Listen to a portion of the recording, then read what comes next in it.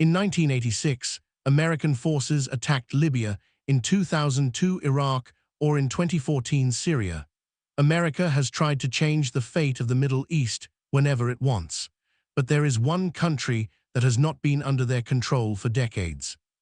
And that is Iran. Even today, America and Israel are trying to find cracks in Iran's fort, which won't be that easy. It is said that for the past 600 years, not a single inch of Iran's borders has been able to move from its place. Whether it is the invaders, the Romans, the Arabs, the Turks, the Russians, or the British Empire, Iran has repeatedly proven that it has the power to withstand even the biggest of attacks. But what is the real secret of this power? What is it that makes Iran completely different from the rest of the Arab countries? Welcome to Hidden History Hub videos once again. Viewers, first of all, let's talk about the gift that Iran has received from nature. If Iran is understood in one sentence, then it is a very big fort. A fort whose walls were not built by humans, but by nature itself. This country is surrounded by mountains from all sides. The Zagros mountain range in the south is such a mountain range that works like a wall for the enemies coming from the south of Iran. Towards the southwest, these Zagros mountains slowly descend towards Iraq, but towards the northwest, they become so steep and high that it becomes an impossible border with Turkey. Where there are no mountains, there are muddy areas. Especially where the Tigris and Euphrates rivers meet. These marshlands, i.e. muddy areas, also act as a natural barrier, like there is a deep ditch in front of the fort. This is about the border with Iraq and Turkey. Towards the north, where there is the Caspian Sea or Azerbaijan, there is the Alborz mountain range for protection. If you look towards the east, there are small mountain ranges wrapped around Iran like a ribbon, which forms the border with Afghanistan and Pakistan. That is, these mountains have kept Iran safe from all sides like a fort, while in the south, the Persian Gulf is the last wall of this fort. If anyone comes to occupy the Persian Gulf, there are high mountains up to 1.5 km in front, which are spread about 250 km inside. Its geographical location plays an important role in occupying any country. Similarly, natural mountain ranges have kept Afghanistan safe to this day, whether the enemy is the Soviet Union or America. Similarly, these mountains are so important for Iran's safety that all attempts to occupy Iran for the past 600 years have been unsuccessful. Apart from the borders of Iran, if we talk about the inside, there are two big deserts here, Dashti Kavia and Dashti Lot. They are so barren that people are forced to live on the mountains. A total of 9 crore people of Iran mostly live in these mountainous areas. This is why it has always been a terrible dream for any foreign army to enter Iran and control it. On the one hand, logistics challenges can be created for the enemies coming from the ground. On the other hand, the tight supply lines, narrow roads and harsh weather can create new challenges for them. But here is another aspect of the story. The same mountain ranges where they protect Iran, they also imprison Iran. Historically, whenever Iran has tried to move to the west, these mountain ranges have also become a big obstacle for Iran. This is why Iran does not fight directly to maintain its presence in the south and west. Rather, they have created a network of Shia proxy groups.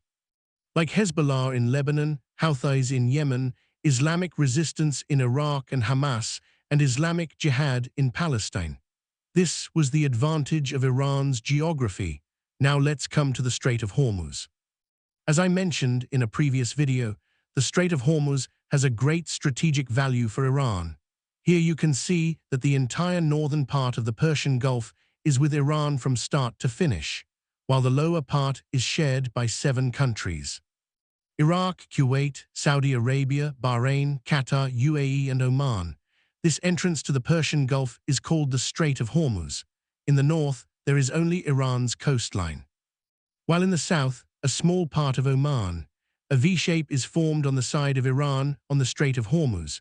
Because of this, Iran can better control this part from 3 sides. And the lower part, which is near Oman, is pointed. Secondly, There are narrow mountainous roads, and it is only 50 km on the Strait of Hormuz. At this point, it has always been easy for Iran to close the Strait of Hormuz. And now, finally, they have used this option after the attacks of the US and Israel. Iran has clearly said that if any country's ship moves towards the Strait of Hormuz, it will be burned.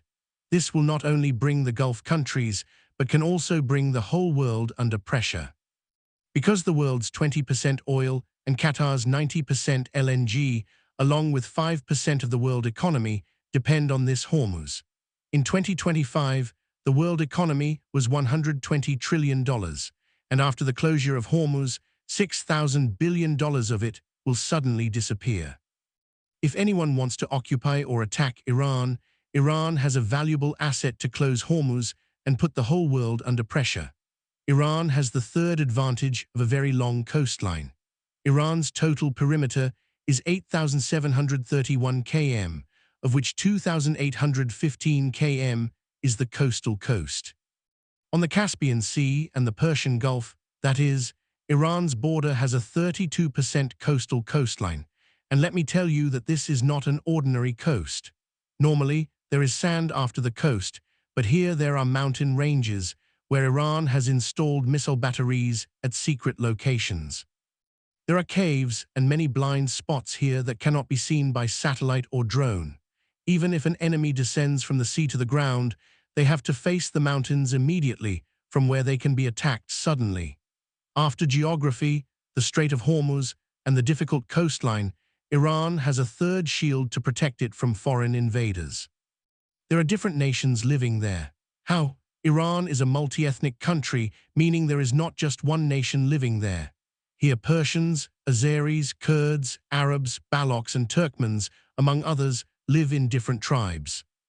When the people of any country are made up of different nations, the biggest problem here is to keep everyone happy. Every group wants their own rights, wants to protect their language and culture. Here in the mountainous areas, different tribes live with their own language and culture. And everyone has hundreds of years of differences. Iran has united everyone under the umbrella of Shia Muslims, but protests are often seen here. Protests that started in December 2025 are still going on today. More than 7,000 people have died so far. This is the biggest protest since the 1979 Islamic Revolution. Controlling all this and bringing everyone under the same umbrella has always been a difficult task for Iran. Sometimes one group is angry, sometimes the other. This multi-ethnicity. Where there is a problem for Iran is a bigger problem for any foreign invader. Anyone who wants to occupy Iran first has to fight geography and then has to take the people inside together, which seems like an impossible task. This is why in the British colonial era, where the British ruled over all the continents, no one was able to make Iran their colony. The US and Israel are well aware of this. That is why President Trump is repeating again and again that the people of Iran should overthrow the Islamic regime.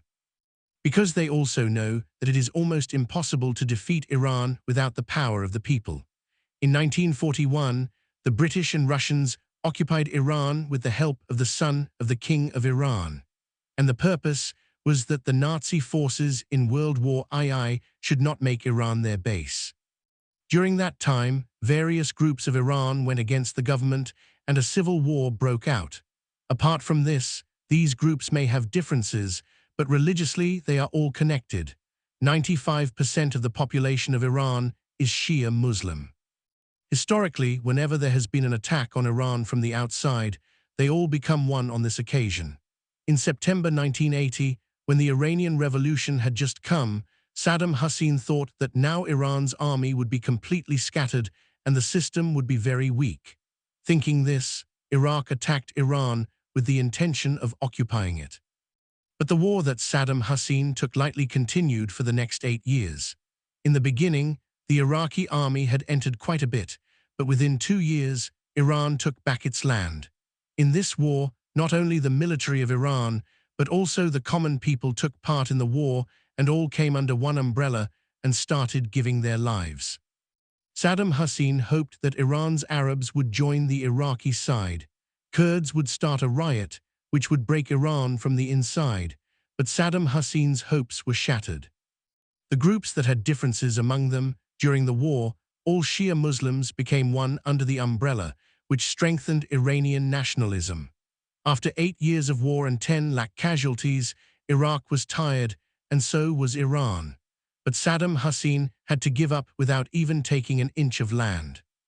Iran's most dangerous weapon is not its army, but its size. This country is not a small target that can be captured in a few weeks. This is a strategic mistake spread over 1.6 million square kilometers. That is, 2 countries like Pakistan can fit in it. Even if an army crosses the border, it is impossible to win it immediately.